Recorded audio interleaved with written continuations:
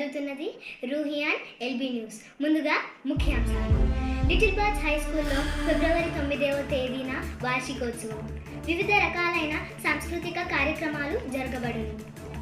ఇట్టి సాంస్కృతిక కార్యక్రమాలు పాఠశాల ప్రాంగణంలోనే జరగాలని కరెస్పాండెంట్ సార్ గారి ఆదేశం. ఈ కార్యక్రమాలు జరుగు సమయం సాయంత్రం 6 గంటల నుండి ప్రారంభమవుతాయని ప్రధానోపాధ్యాయులు గారు తెలియజేశారు.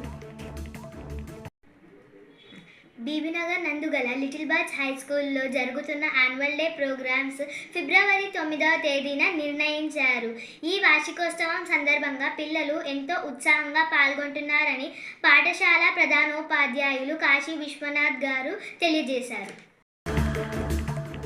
ఈ కార్యక్రమాలు పాఠశాల ప్రాంగణంలోనే జరగాలని కరెస్పాండెంట్ గారి ఆదేశం.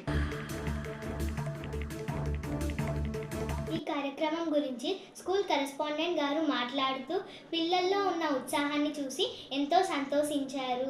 చదువుతో పాటు పిల్లలు అన్ని రంగాల్లో ముందుండాలని ఉపాధ్యాయ బృందాన్ని కోరారు.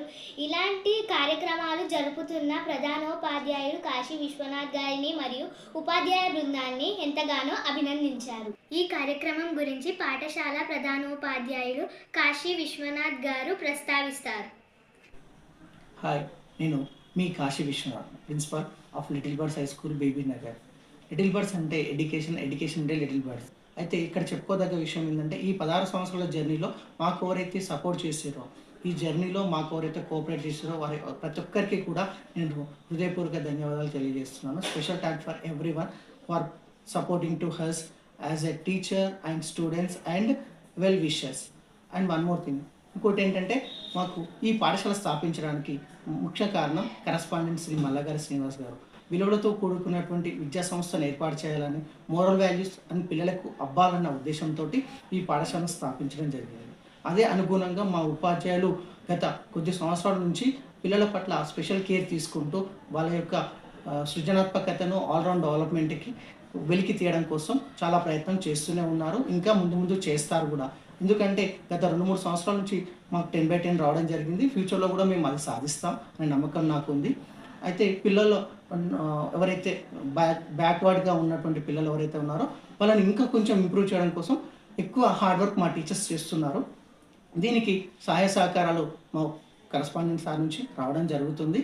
అయితే ఇది మొత్తం ఒకటైతే ఇప్పుడు మేము ఏంటంటే ఇన్ని సంవత్సరాల అభివృద్ధిలో జరిగినటువంటి అభివృద్ధి తెలియజేయడం కోసం ఇక్కడ మేము ఒక వార్షికోత్సవం యాన్యువల్ డే ప్రోగ్రామ్ని ఏర్పాటు చేస్తున్నాం. అది ఫిబ్రవరి 9వ తారీఖు.